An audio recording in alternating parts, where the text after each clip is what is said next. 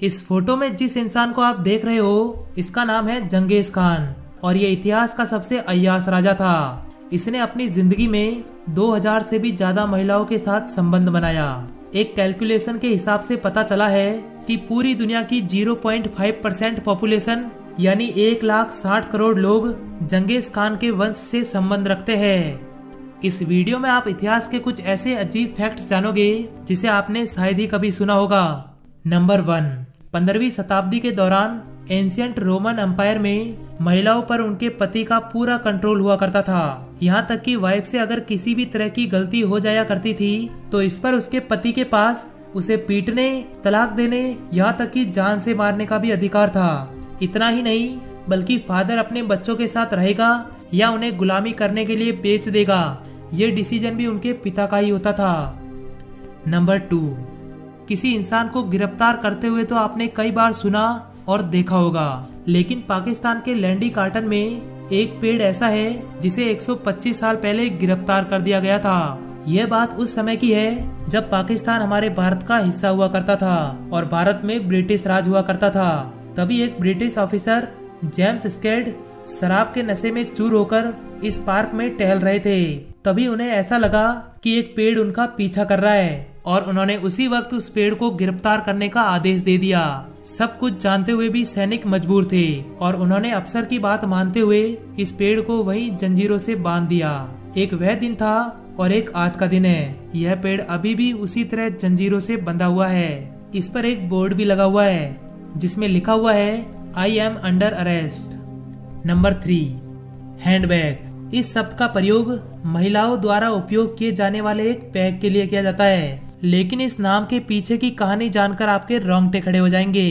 दरअसल medieval era के दौरान ग्रेट बैटल के बाद वहां की लोकल महिलाओं का ये काम होता था कि वह युद्ध में मारे गए लोगों को काउंट करे, लेकिन इसके लिए उन्हें काफी मुश्किलें हुआ करती थी और इस वजह से वह महिलाएं मरे हुए लोगों का हाथ काट के अपने पास में मौजूद एक कैनवास बैग में डाल दिया करती और बाद में उसे खाली करके उन हाथों को गिनती।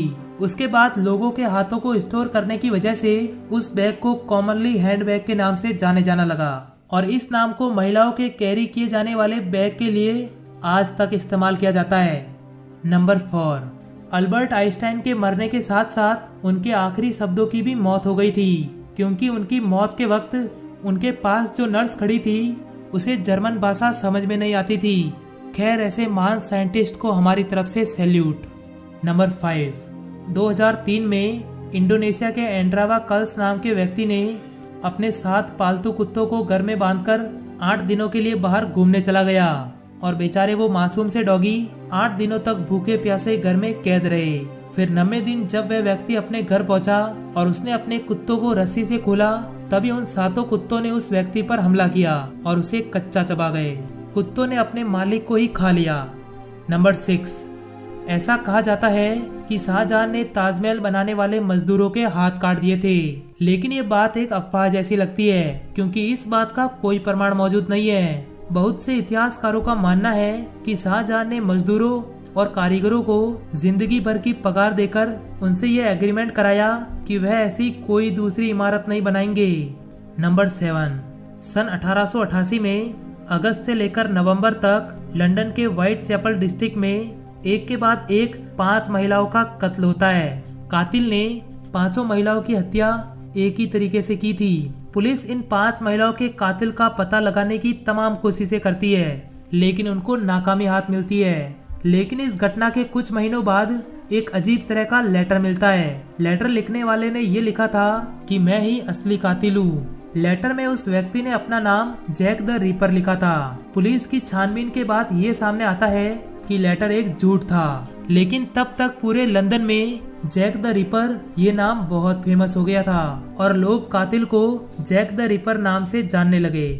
नंबर 8, पेरू देश की राजधानी लीमा से 150 किलोमीटर दूर नाग्जा रेगिस्तान है। इस रेगिस्तान में 80 किलोमीटर के एरिया में बेहद विचित्र और विशाल आकृतियां बनी हुई है। इन्हें नाग्जा लाइन्स कहा जाता है। इन रेखाओं को 2000 साल पहले बनाया गया था।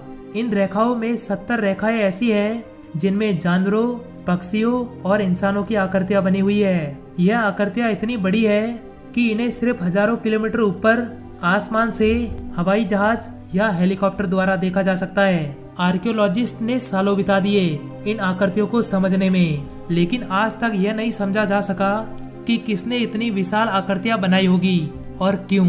वहाँ के लोगों की यह मान्यता है कि यह इंसानों का काम नहीं है, यह किसी दूसरी दुनिया से आए लोगों का काम है। अगर हम ये मान ले कि इसके पीछे इंसानों का हाथ है, तो हैरानी की बात यह है कि 2000 साल पहले उस जमाने के लोग बिना किसी आधुनिक टेक्नोलॉजी के ऐसे चित्र बना दिए जिसे सिर्फ हजारों किलोमीटर ऊपर से ही देखा जा सकता है।